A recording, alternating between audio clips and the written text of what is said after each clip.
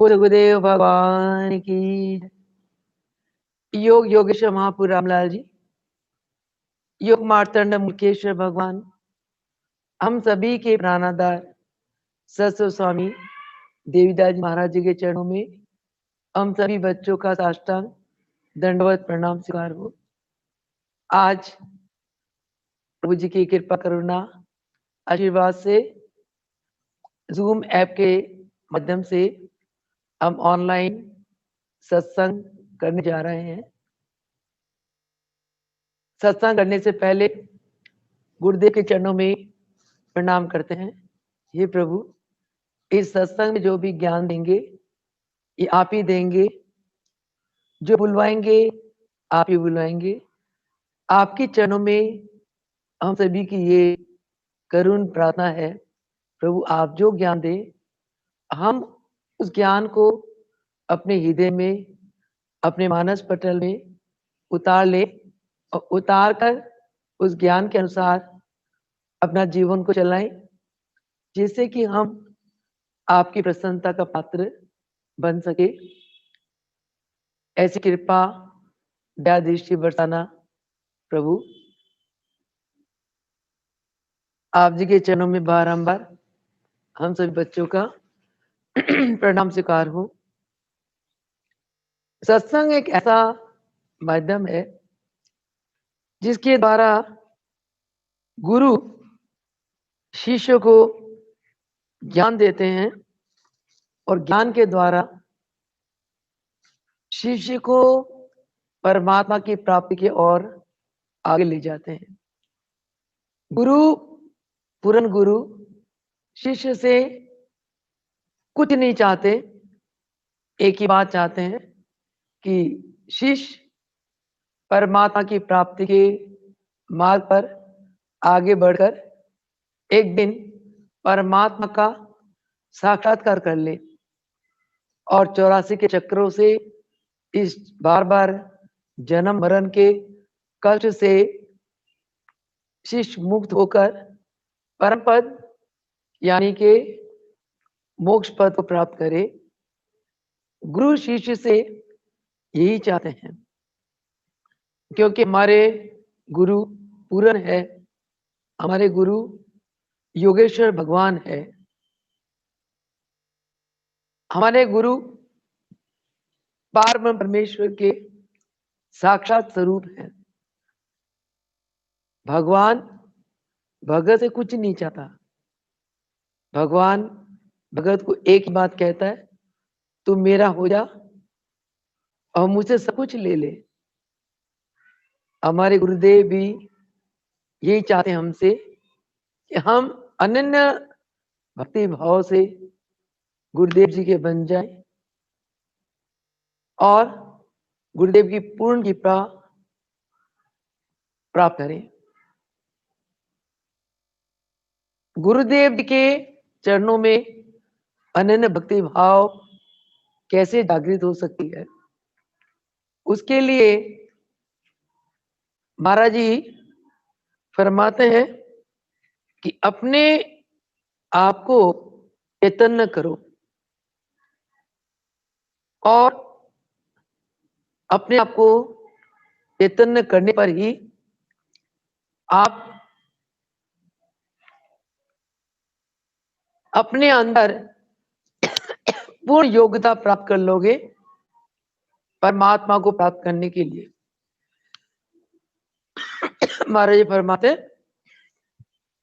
मनुष्य जन्म केवल इसलिए मिला है कि हम भगवान को पा लें।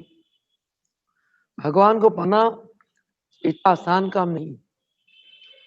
जन्म जन्मांतरों के हमारे कर्म संस्कार है, जब तक वो का संस्कार दग्ध नहीं होते तब तक जीव जन्म जन्मांतरों के कर्म फल को भुगत नहीं लेता, तब तक वो परमात्मा को नहीं पा सकता।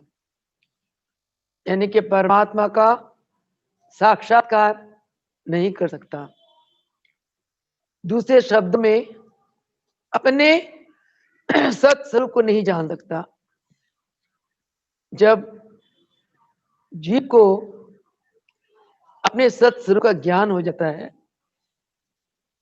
तभी वह गुरु के दिव्य स्वरूप को जान पाता है। और गुरु के दिव्य स्वरूप को जानने के बाद तभी उसके हृदय में गुरु के प्रति अनन्य भक्ति प्रेम जागृत होती है। इस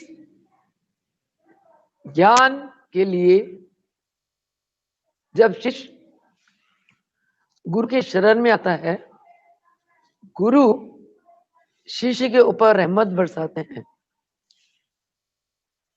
शिष्य के तरह तरह के दुखों को गुरु दूर करते हैं। शिष्य की मनोकामनाओं को गुरु पूर्ण करते हैं और शिष्य की हर प्रकार से रक्षा सहायता करके गुरु शिष्य के अंदर अनन्य भक्ति भाव जागृत करते हैं। ये केवल महान गुरु योग योगेश्वर रामलाल प्रभु मुल्केश्वर भगवान और हम सभी के प्राणाधार सतस्वरूप स्वामी देवीदास महाराज जी ही कर सकते हैं। आज के सत्संग में गुरुदेव हमें क्या ज्ञान देते हैं कि अपने आप को चैतन्य करो, योग्यता अपने आप आ जाएगी। महाराज जी अपने प्रवचन में अक्सर फरमाया करते थे, खुद को कर बुलंद इतना कि हर तकदीर से पहले खुदा खुद बंदा से पूछे तेरी रजा क्या है। खुद को कर बुलंद इतना, अपने आप को इतना ऊपर उठा लो, इतना चैतन्य कर लो कि तुम्हारे अंदर इतनी योग्यता आ जाए कि खुदा खुद तुमसे पूछे, बच्चे तुम्हारी रजा क्या है, तुम क्या चाहते हो। अपने आप को बुलंद वही कर सकता है जिसने अपनी हस्ती को मिटा दी, यानी कि अपने मैं मेरी मेरा कर्ता भाव को। इसके ऊपर गुरुदेव फरमाते हैं, मिटा दे अपनी हस्ती को गर मर्तबा चाहे, मिटा दे अपनी हस्ती को गर मर्तबा चाहे कि दाना खाक में मिलकर गुलो गुलजार हो जाए। जब तक हम अपनी हस्ती को नहीं मिटाते, अपने चैतन्य को नहीं जगाते, तब तक हमारा जीवन गुलजार की तरह, गुलजार में जो गुल है उसकी तरह नहीं खिल सकता। यानी कि तब तक हमारा जीवन दिव्य प्रकाशमान ईश्वरीय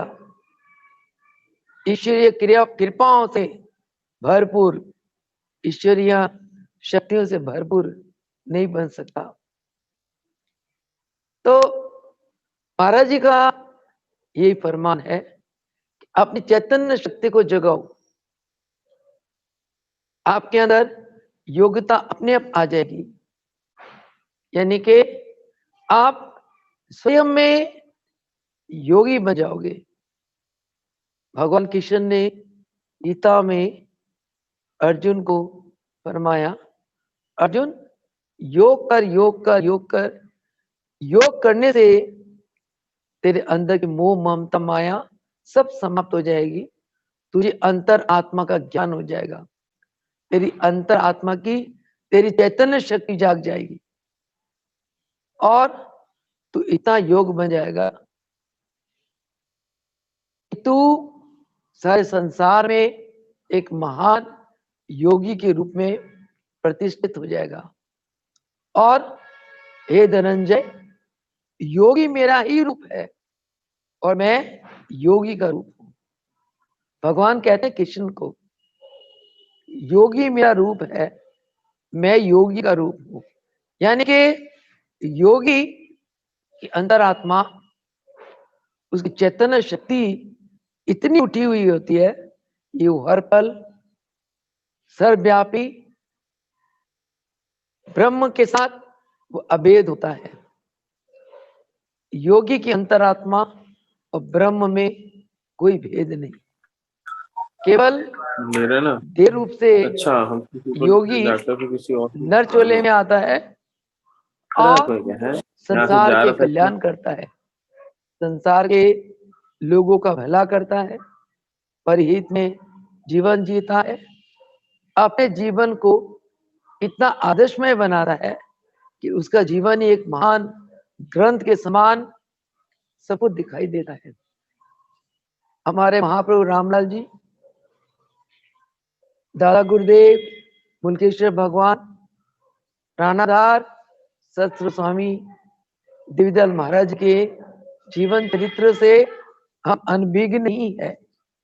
इन महान गुरुओं के आप जीवन चरित्र को देखो, बाल्यकाल से लेकर अंतिम काल तक इनका जीवन महान आदर्शों से भरपूर रहा। इनका जीवन एक बहुत महान ग्रंथ रहा। ऐसे महापुरुषों ने नर रूप में इसलिए अवतार लिया कि हमें प्रभु ये चाहते हैं कि हम अपने जीवन को क्रियात्मक बनाएं, अपने जीवन में जो मानव का धर्म है, ज्ञान है, उसको आचरण में लाए। कहते हैं कथनी मीठी खांड सी, कथनी से करनी पड़ी। अगर कथनी छोड़कर करनी में हम आ जाए, अमृत वो बीज अमृत बन जाता है। यानी कि महाराज फरमाते हैं कि कथावाचक करने वाले संसार में महापुरुष बहुत है, परंतु धर्म ग्रंथ बहुत है, ज्ञान का तो अंत ही नहीं है। परंतु इन ज्ञान को क्रियात्मक रूप में लाना, आचरण में लाना, वही मानवता की परम धर्म है। और धर्म ग्रंथों के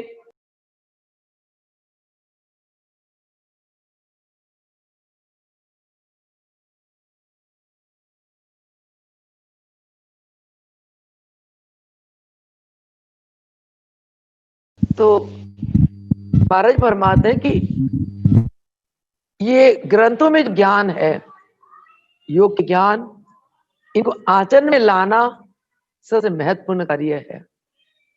जब तक कहते वही योगी योगी है जिसने धर्म के ज्ञान को, मानवता के ज्ञान को अपने आचरण में लेकर आए, उसको अनुभूत करा और दूसरों को अनुभव कराया।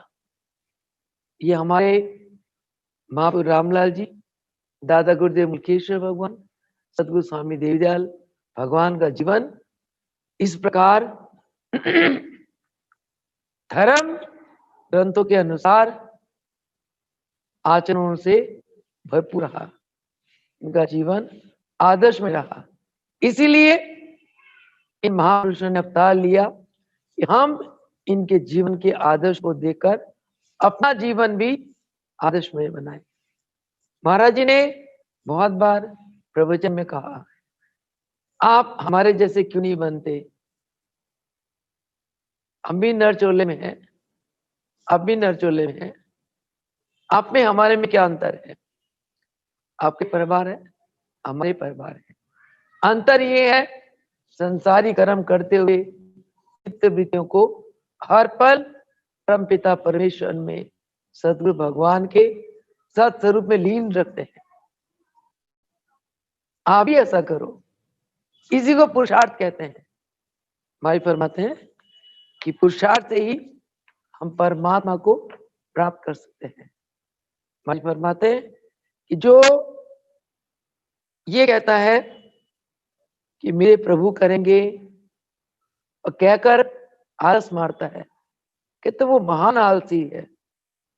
समाज से आज पुरुषार्थ और उद्योग निकल गया है, इसीलिए समाज के लोग आज भगवान को भूलकर भगवान के रास्ते से विचलित होकर महान दुख को प्राप्त कर रहे हैं।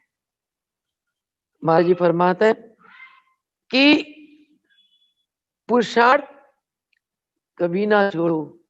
इंसान जो अपने लिए कार्य करता है उस कार्य से उसको ही प्राप्ति है। मैं भोजन करती हूँ तो पेट मेरा भरेगा, आपका नहीं। आप भोजन करते हो तो पेट देख लेना मेरा भरेगा, मेरा नहीं भरेगा, आपका भरेगा। यानी कि जो पुरुषार्थ करता है परमात्मा का साक्षात्कार वही कर सकता है। भाई फरमाते हैं कि मुकद्दर के साथ हमारा कर्म और पुरुषार्थ है। हम कहते हैं कई बार बड़ा दुखी हो जाते हैं, दुखी होकर हम कहते हैं हमारे किस्मत में ये नहीं है, हमारे किस्मत में दुख था, दुख मिल गया, भगवान ने ये नहीं दिया, ये नहीं करा। ये सारी हमारी कमजोरियां हैं। माई फरमाते हैं हमारे कर्म और पुरुषार्थ से हमारी किस्मत बनती है। जितना अच्छा कर्म करोगे, परमार्थ में कर्म करोगे, जितना पुरुषार्थ करोगे, यानी कि हर वक्त अपनी चित्त वृत्तियों को परम पिता परमेश्वर के दिव्य स्वरूप में ले रखोगे, उतना ही आपकी किस्मत बनती चली जाएगी। महाराज जी ने फरमाया पाप और पुण्य क्या है? परमात्मा की प्राप्ति पुण्य है और परमात्मा को भूल जाना पाप है। परमात्मा को याद करना वो पुण्य है, परमात्मा को भूल जाना पाप है। परमात्मा को हर पल याद करना ये पुण्य कर्म है। चित्त वृत्तियों का निरोध करके हर पल अपने निज आत्म स्वरूप में लीन रखना ये भी पुरुषार्थ है। अभ्यास करते रहना ये भी पुरुषार्थ है। सुबह नहा धोकर ब्रह्म मुहूर्त में परमात्मा के ध्यान में बैठकर चित्त को एकाग्रित करके आत्मा का साक्षात्कार करना ये सबसे बड़ा पुरुषार्थ है। तो महाराज जी फरमाते हैं कि अपने पुरुषार्थ को मत छोड़ो, अपने भीतर बाहर हर पल अपने इष्ट अपने सदगुरु भगवान को अपने अंग संग महसूस करो, ये भी पुरुषार्थ है। और महाराज जी फरमाते हैं कि पुरुषार्थ से ही जीव ब्रह्मा बन जाता है, विष्णु बन जाता है, शंकर बन जाता है, इंद्र बन जाता है, सूरज बन जाता है, पवन देव बन जाता है, केवल पुरुषार्थ से। तुम्हारे फरमाते हैं ऐ जीव तुम भी पुरुषार्थ करो, यानी कि नित्य प्रति अभ्यास करो, सत्कर्म करो, अपने आप को संयमित रखो। इतना संयमित करो कि कोई कुछ तुम्हें कह दे तो तुम उसको खा पी जाओ। कभी किसी की बात को आप रिएक्ट मत करें। हमने किसी की बात को रिएक्ट कर लिया, इसका मतलब हमारी हार हो गई, और जिसकी बात को हमने रिएक्ट करा उसकी जीत हो गई। हम क्यों किसी की बात को एक्सेप्ट करें?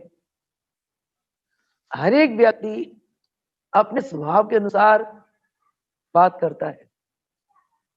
हमें ये सोचकर उसकी बातों को खा पी जाना चाहिए, अपने मन को संयमित रखना चाहिए कि ये इसका स्वभाव है। जैसे एक सांप है, सांप का स्वभाव क्या है? काटना। और अब इसी चिंतन में डूबे रहे, है सांप का स्वभाव काटना, सांप क्यों काटता है, ये क्यों काटेगा, मैं डरता हूं रहूं सांप के काटने से। इससे हमारा जो अंदर का जो उद्योग और पुरुषार्थ खत्म हो जाएगा, हम आत्म रूप से गिर जाएंगे। अगर हम ये सोचे सांप का स्वभाव है काटना, काटने दो, हम अपनी बचाव कर ले, वो जहां जा जाएगा तो काटेगा, क्योंकि उसको भय लगता है कि कोई मुझे मार ना दे, इसलिए फुंकारे मारता है। फुंकारे मारना, मार के वो अपनी प्रोटेक्शन करता है। हम इस एंगल से उसको लेना चाहिए। सांप फुंकारे से मारता है कि कोई उसको मार ना दे, बिलों में घुस जाता है, कोई उसको मार ना दे, दूसरों को डराने के लिए फुकारे मारता है। तो सांप का स्वभाव रहने दो, उसका काटने रहने दो, पर तुम तो मानव हो, तुम्हारे अंदर तो मानवता होनी चाहिए। तुम मानवता का धर्म निभाओ, दया करो, परोपकारिता में रहो, संतोष में रहो, शांति में रहो, आनंद में रहो, मीठी वाणी बोलो, सबसे प्रेम करो। ये तो तुम्हारे गुण है, भगवान ने तुम्हें नर चोल में ये सब गुण देके भेजे हैं। क्यों हम तामसिक और रासिक बातों को में जाए। ये तब होता है जब हम अपनी चित्त वृत्तियों को बाहर मुखी कर देते हैं। महाराज जी फरमाते हैं कि चित्त वृत्तियों का निरोध करो, चित्त वृत्तियों को बाहर मत जाने दो, संसारिक किसी बातों में चित्त वृत्तियों को अटैच मत करो, उनका तुम पे प्रभाव पड़ेगा और तुम आत्म रूप से गिर जाओगे। तो महाराज फरमाते हैं अगर आत्म रूप से गिर गए, आप चैतन्य शक्ति आपकी कम हो गई, कमजोर हो गई, तो आप अपने आप को ऊपर नहीं उठा सकोगे, आपको जीवन में सफलता की कमी हो जाएगी और आपके अंदर योग्यता की कमी हो जाएगी, आपकी योग्यता घट जाएगी। इसीलिए अपने मेंटल लेवल को डाउन मत होने दो। उसके लिए माई फरमाते हैं स्वाध्याय करो, स्व अध्ययन, अपना अध्ययन। मैं कौन हूं, मैं शुद्ध बुद्ध पवित्र आत्मा हूं, मेरा कोई आकार नहीं है, मैं निराकार हूं, मैं परम परमेश्वर का एक अविच्छिन्न अविनाशी अंश हूं। जो परमात्मा में गुण है वो मुझ में है। परमात्मा इस मायावी दुनिया को जन्म दिया, परंतु परमात्मा इस मायावी दुनिया में रहकर भी इससे अलग रहते हैं, निर्लेप रहते हैं। जो मैंने देखा मेरे गुरुदेव के चरणों में, जो 28 वर्ष इस शरीर को सेवा का मौका मिला, गुरुदेव संसारिक सभी बातों से बिल्कुल निर्लेप रहा करते थे, अपने आप में स्थित रहा करते थे, अपने स्वभाव में स्थित रहा करते थे। और इसीलिए उनके चैतन्य शक्ति, उनका आत्म बल इतना प्रबल था कि आने वाला कोई भी दुखी भगत को आनंद मिलता था, उसको सुख मिलता था, उसके कला क्लेश दूर हो जाते थे। अगर शरीर से रोगी है, रोग चले जाते थे, मन से दुखी है, मन को सुख मिल जाता था।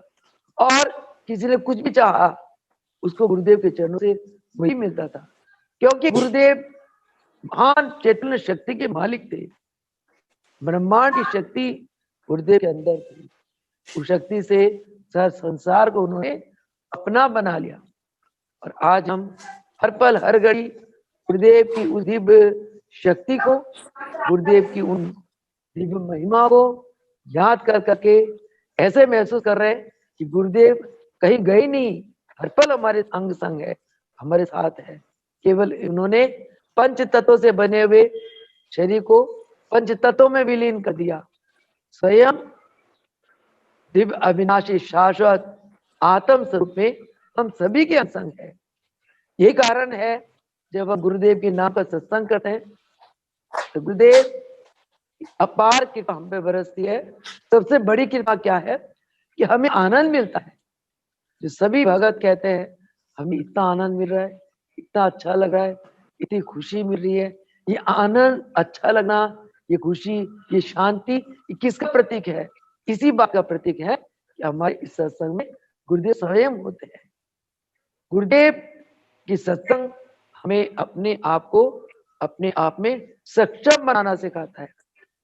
गुरुदेव का ज्ञान स्वाध्याय करो, अपने चैतन्य शक्ति को जगाओ, तो आपकी किस्मत बहुत बढ़िया हो जाएगी और आपके अंदर योग्यता स्वयं आ जाएगी।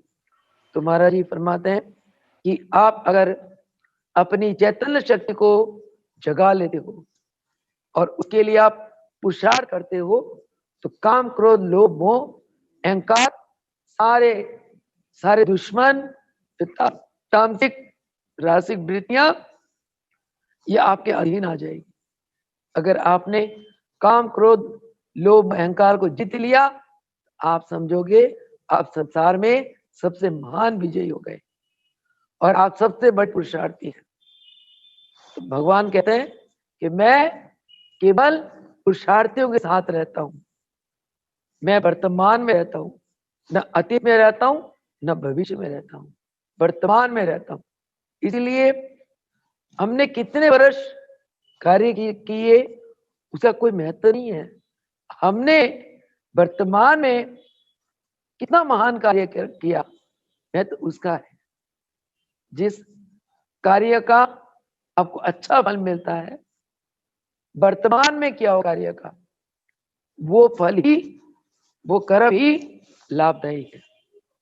तो महाराज जी फरमाते हैं कि जो संयमी व्यक्ति है, जो पुरुषार्थी व्यक्ति है, उसके अंदर आत्मबल होता है।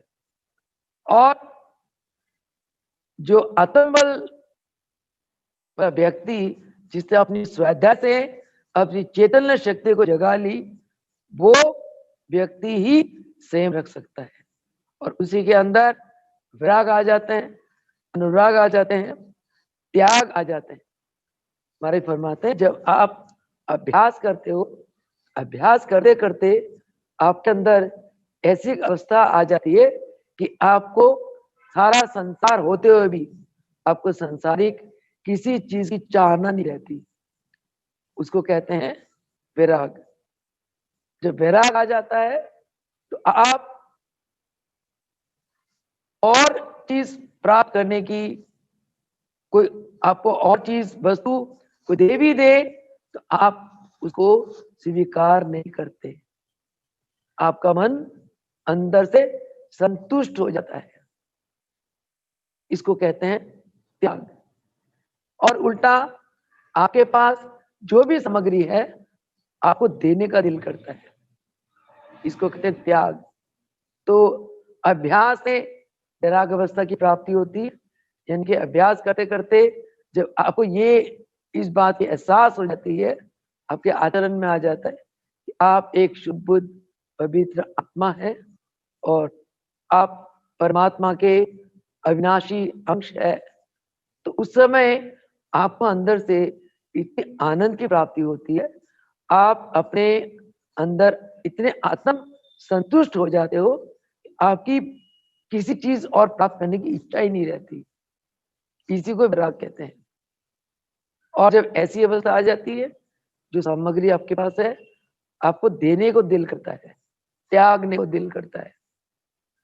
और जब वैराग आपके अंदर आ गई, त्याग की भावना आ गई, तो आपके हृदय में भगवान के लिए अनन्य प्रेम भावना जागृत होती है।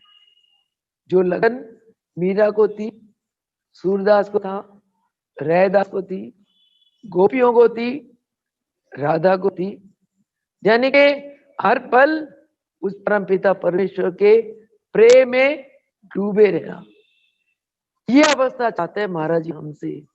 और जब आपको ये अवस्था मिल जाएगी तब आप असली में पुण्य पवित्र आत्मा बन जाओगे और आपको अपने आत्मा में प्रभु जी की आत्मा की अनुभूति होती है। उस समय आपको अपना स्वरूप भूल जाता है, आप अपने अंदर अपने स्वरूप में ही परमात्मा के स्वरूप अनुभूत करने लगते हो। तभी कहा है प्रेम गली अति सांकड़ी, जा में दोना समाए, जा मैं था वह तू नहीं, अब तू है मैं नहीं। इसी का नाम प्रेम है। हे प्रभु तू ही तू, तू ही तू, तू ही तू। महाराज जी प्रवचन से पहले बड़ा प्यारा भजन बोलते थे, कीर्तन, हे प्रभु तू ही तू, तू ही तू। इतना आनंद आता था उस कीर्तन में। और बोलते थे महाराज जी, मेरे नैनों में बस गयो राम प्रभु, मेरे हृदय में बस गयो राम प्रभु, मेरे मन मंदिर में राम प्रभु, मेरे घर के आंगन में राम दे प्रभु, जहां देखूं वही राम प्रभु। इसको कहते हैं अनन्य भक्ति प्रेम। ऐसा प्रेम, ऐसी भक्ति मैंने अपने गुरुदेव के चरणों में, उनके अंदर देखे। कितना प्रेम था उनको अपने गुरु के प्रति। और महाराज जी में फरमाते थे कि सिरमुनियों, कभी अगर मेरे गुरु दोबारा अवतार ले और मैं शिष्य रूप उनके चरणों में रहूं, सेवा रूप, मैं तब तुम्हें दिखाऊं कि गुरु और शिष्य का प्रेम कैसा होता है, शिष्य के हृदय में गुरु के प्रति समर्पण कैसे होती है। कि मैंने हर पल गुरुदेव को ब्रह्म शक्ति, ईश्वर शक्ति के रूप में माना है। बड़े मर्यादा में रहते थे, बड़े संयम में रहते थे। और महाराज जी की इस पुरुषार्थ के बल, योग अभ्यास के बल, ऋतंबरा प्रज्ञा बुद्धि जागृति, इस बुद्धि के बल से गुरुदेव की मन की बात कैच कर लेते थे। गुरुदेव के अंदर कोई संकल्प आया, महाराज जी फट उस काम को करना। इस बात के लिए गुरुदेव ने महाराज जी को बहुत आशीर्वाद दिए। और गुरुदेव के, दादा गुरुदेव के कृपा करना आशीर्वाद से ही महाराज जी उनकी गद्दी के मालिक बने। उन्होंने महाराज जी को अपना स्वरूप बना लिया। और दादा गुरुदेव जी को महाप्रभु रामलाल जी ने उनके अनन्य भक्ति भाव, प्रेम, अनुराग को देखते हुए अपना स्वरूप बना लिया। तो ये है सारा कुछ पुरुषार्थ का काम। गुरुदेव फरमाते थे कि दादा गुरुदेव रात को 9 बजे से लेकर सुबह 3 घंटे तक, 3 बजे तक 6 घंटे लगातार भस्त्रिका प्राणायाम में अपनी वृत्तियों को महाप्रभु रामलाल जी के दिव्य स्वरूप में लय रखते थे। कितना बड़ा पुरुषार्थ है। तो इसलिए महाराज जी फरमाते कि अपने पुरुषार्थ के द्वारा अपनी चैतन्य शक्ति को जगा लो, योग्यता तुम्हारे अंदर स्वयं आ जाएगी। उसी योग्यता के कारण महाराज जी ने जगह जगह योग का अंतक प्रचार प्रसार करके सारा संसार में योग को फैलाया और योग को जनप्रिय बनाया। पहले लोग योग करने से घबराते थे, महाराज जी ने उस योग को इतना सरल रूप दिया।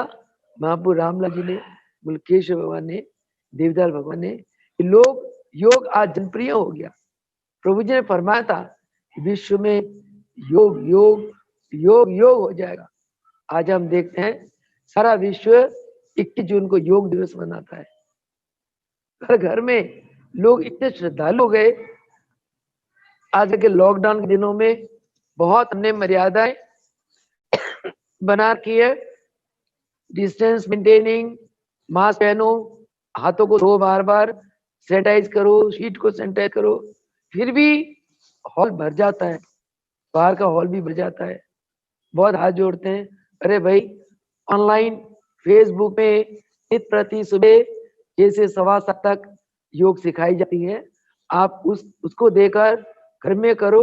लोग कहते हैं कि जो इस मंदिर में आकर, देवी मंदिर करनाल, इस हॉल के अंदर आकर जो वाइब्रेशंस मिलती है, स्पिरिचुअल जो मन की शांति मिलती है, कहते हैं माता जी वो घर में नहीं मिलती। इसे हम आकर थोड़ी देर के लिए भी यहाँ बैठ के चले जाए, हमारा मन बड़ा शांत हो जाता है, हमारा मन योगमय हो जाता है, आनंद से भरपूर हो जाता है। ये इसीलिए क्योंकि गुरुदेव 1995 से लेकर 98 तक 3 साल अधिक से अधिक समय इस स्थान पे रहे और इस स्थान के कण कण को गुरुदेव ईश्वरीय शक्तियों से ओतप्रोत कर गए। कहते महापुरुष जब अपने शरीर को छोड़ने लगते हैं, अपनी सारी दिव्य शक्तियां जिस स्थान पे रहते हैं आखिर काल में वहीं छोड़ जाते हैं। आखिरकार में 98 23 जुलाई तक महाराज जी इसी स्थान पर थे और 95 3 जुलाई से लेकर अधिक से अधिक समय महाराज जी का इसी आश्रम बीता। और इस आश्रम महाराज जी को बहुत रूहानियत लगती थी, बहुत शांति मिलती थी। भाई फरमाते थे कि कनाल को तो हमने बना लिया, हम यही बात क्या करेंगे, भगत आएंगे या मत्था टेके आशीर्वाद लेके चले जाएंगे, उनके सभी मनोकामनाएं पूरी होगी। तो आज हम देखते हैं कि ऐसे काल में भी ये गुरुदेव की अथाह पुरुषार्थ, उनकी कृपा करुणा आशीर्वाद का फल है कि उनके हर आश्रम में अद्वितीय शिव शक्तियां निवास करती हैं। श्रद्धालु जाते हैं, दुखी प्यासे जाते हैं, उनको हर प्रकार का सुख और आनंद की प्राप्ति होती है। तो महाराज जी फरमाते हैं कि अगर हम स्वाध्याय कर पुरुषार्थ करके अपने चैतन्य शक्ति को जगा ले, तभी हम परमात्मा का साक्षात्कार कर पाएंगे। उसके लिए नित प्रति लग जाओ। माँ जी फरमाते हैं ये संसार कांटेदार वृक्ष है, इसमें हम निरंतर उलझते रहे और इन उलझनों से हमें केवल योग ही बचा सकता है। अभी एक देवी भजन गा रही थी कि मेरे सारे दुख कष्टों को कह दो कि वो बड़े नहीं है, मेरे गुरु बड़े हैं, मेरे गुरु के आगे कोई दुख कष्ट नहीं टिल सकता। कोई महाराज जी फरमा रहे कि ये संसार में जो कांटेदार वृक्ष है, हम इस वृक्ष में नित प्रति उलझते जा रहे हैं, परंतु इस उलझन से केवल हमें योग ही बचा सकता है। और मृत लोक में वही मानव विजयी हो सकता है जिसका सारथी हमारे गुरुदेव की तरह योगेश्वर भगवान हो। जिस प्रकार अर्जुन के सारथी भगवान कृष्ण थे और महाभारत युद्ध में भगवान कृष्ण ने अर्जुन को विजयी बनाई, उसी प्रकार इस कांटेदार वृक्ष युक्त संसार में जो कांटे हैं इससे बचने के लिए योग करे और गुरुदेव जैसे महान योगेश्वर भगवान को अपना स्वार्थी बना ले, सारथी बना ले। और माजी फरमाते हैं कि मृत्यु लोग ध्यान भजन और अभ्यास के लिए और ऊंचा उठने के लिए बहुत ही बढ़िया लोग है। और महाराज जी फरमा रहे थे कि ये जो मानव चूल्हा है ये देव दुर्लभ कहा गया, देवी देवता भी इस मानव चूल्हा में आकर योगी गुरु की सेवा के लिए तरसते रहते हैं। इसलिए इतना कहते हुए आज के सत्संग को विराम दूंगी। आखिर में कोई बात एक ही बात है, पुरुषार्थ करे, अपनी चैतन्य शक्ति को जगा ले, स्वाध्याय करे, नित्य प्रति अभ्यास करे और परमात्मा को प्राप्ति की ओर आगे बढ़े। यानी कि हम अपनी पुरुषार्थ के बल परमात्मा को प्राप्त कर ले। प्रभु जी क्या फरमाते हैं कि जो पुरुषार्थ करता है तो मेरी कृपा दिन दुगनी रात चौगुनी उस पर बरसती है। इंसान अपने कर्म और अपने पुरुषार्थ ही अपनी किस्मत बना लेता है। इतना कहते हुए अपनी वाणी को विराम दूंगी और आज के व्यवहारिक ज्ञान एक ही लाइन में, जैसे महाराज ने गागर में सागर भर दिया कि स्वाध्याय करना चाहिए, पुरुषार्थ करना चाहिए, चैतन्य शक्ति को इतना जा आपके अंदर स्वयं में आ जाएगी। योग्यता की चीज की, परमात्मा की प्राप्ति की योग्यता। इतना कहते हुए प्रभु जी के चरणों में बारंबार प्रणाम। योग योगेश्वर महापुर रामलाल जी, योग मार्तंड मुकेश्वर भगवान, सहस्त्र देवी भगवान जी के चरणों में बार बार प्रणाम, चरणों का बार बार शुक्राना, जो अपने श्री मुख से अपनी शक्ति से इस सत्संग में पधार कर इतना सुंदर ज्ञान देकर हमारे अंतःकरण को धो देते हैं, हमारे अंतःकरण को शुद्ध और पवित्र बना लेते हैं। इतने कहते हुए वाणी को विराम दूंगी। बोलो